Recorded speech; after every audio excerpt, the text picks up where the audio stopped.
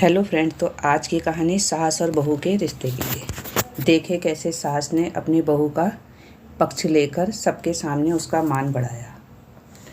रिया, ओ रिया, बहू कहाँ मर गई? जिंदा हूँ माँ जी। तो फिर मेरी चाय क्यों नहीं लाई अभी तक? कब से पूजा करके बैठी हूँ। ला रही हूँ माँ जी। बहू चाय के साथ पकौड़ी भी ले आई। सास ने कहा, तेल का खिलाकर क्या मार दोगी? बहू ने कहा, ठीक है माँ जी, ले जाती हूँ। सास ने कहा, रहने दे, अब बना दिया है तो खा लेती हूँ। सास ने पकोड़े उठाए और कहा, कितने बेस्वाद पकोड़े बनाए हैं बहू। रिया, माँ जी मुझे कपड़े धोने हैं, यह कहकर चली जाती है। कहकर दरवाजे के पीछे छुप जाती है। सास सारे पकोड़ों पर टूट पड़ी और पूरे पकोड़े ख़त्म कर दिए। रिया मुस्कुराई और काम पर लग गई। दोपहर के खाने का वक्त भी हुआ। सास ने फिर आवाज़ लगाई, कुछ खाने को मिलेगा? रिया ने आवाज़ दी। सास फिर चिल्लाई, भूखे मारोगी क्या? रिया आई और सामने खिचड़ी रख दी। ले जाओ इसे, मैंने नहीं खानी खिचड़ी। रिया ने कहा, आपको डॉक्टर ने दिन में खिचड़ी खाने को ही कहा है, खाना तो पड़ेगा ही। सास मुंह बनाते हुए, हाँ तू मेरी माँ बन जा। अब रिया मुस्कुराई और चली गई। आज रिया के बेटे का जन्मदिन था और पूजा भी रखवाई गई थी। रिया सुबह 5 बजे से उठ गई। पहले स्नान किया, फिर फूल लाई, माला बनाई, रसोई साफ की, पकवान और भोज बनाए। अब परिवार के सभी सदस्य उठे। सास भी उठ चुकी थी। रिया अब पंडित जी के साथ भगवान के वस्त्र तैयार कर रही थी। पूजा शुरू हुई। सास चिल्लाती, बहू ये नहीं है, बहू वो नहीं है। बहू दौड़ी दौड़ी आती और सब करती। दोपहर के 3 बज गए थे। आरती की तैयारी चल रही थी। पंडित जी ने सबको आरती के लिए बुलाया और सबके हाथों में थाली दी। जैसे ही रिया ने थाली पकड़ी, थाली उसके हाथों से गिर पड़ी। शायद भगवान का भोज बनाते हुए या अन्य खाना बनाते हुए उसके हाथों में तेल लगा था, जिसने वो पोंछना भूल गई थी। सारे लोग तरह तरह की बातें करने लगे। कैसी बहू है, कुछ नहीं आता, ना जाने कैसी बहू उठा लाए, एक आरती की थाली भी नहीं संभाल सकी। उसका पति भी गुस्सा हो गया, पर सास चुप रही, कुछ नहीं कहा, बस यही बोल के छोड़ दिया, सीख रही है, सब सीख जाएगी धीरे धीरे। अब सबको खाना परोसा जाने लगा। बहू दौड़ दौड़ के खाना देती, पानी देती। खाने वाले करीब 70-80 लोग हो गए थे। इधर 2 नौकर और एक बहू अकेली। फिर भी रिया सारा काम बहुत ही अच्छे तरीके से करती। अब उसकी सास, कुछ आस पड़ोस के लोग खाने पर बैठे। रिया ने खाना परोसना शुरू किया। सबको खाना दे दिया गया। जैसे ही पहला निवाला सास ने खाया, तुमने नमक ठीक नहीं डाला क्या? एक काम ठीक से नहीं करती? पता नहीं मेरे बाद कैसे ये घर संभालोगी। आस पड़ोसी तो बस बहाना ढूंढते हैं और कहने लगे, ऐसा खाना है, ऐसी बहू है। खैर, दिन का खाना हो चुका था।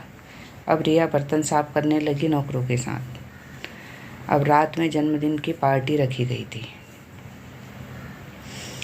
फिर रात का खाना खिलाया जा रहा था।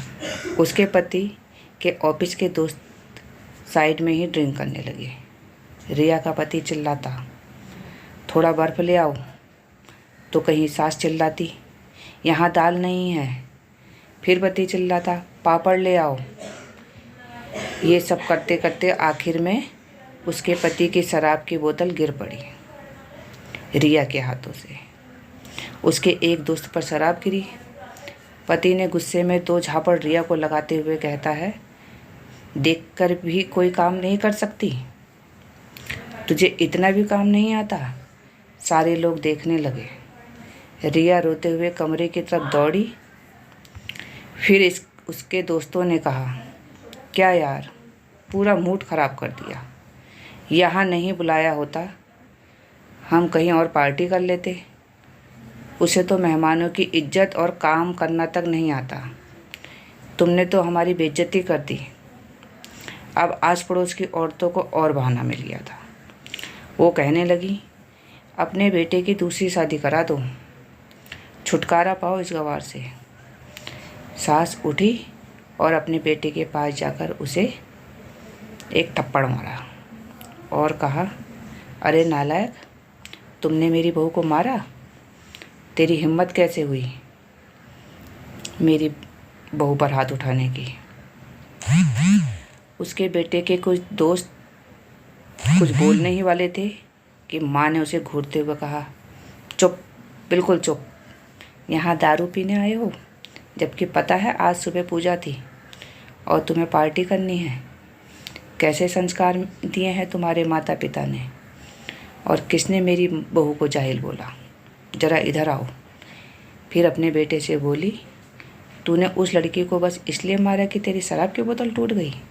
पापी, वो बच्ची सुबह 5 बजे से उठी है, घर का सारा काम कर रही है, ना सुबह से नाश्ता किया ना दिन का खाना खाया, फिर भी हंसते हुए सबकी बातें सुनते हुए ताने सुनते हुए घर के काम में लगी रही।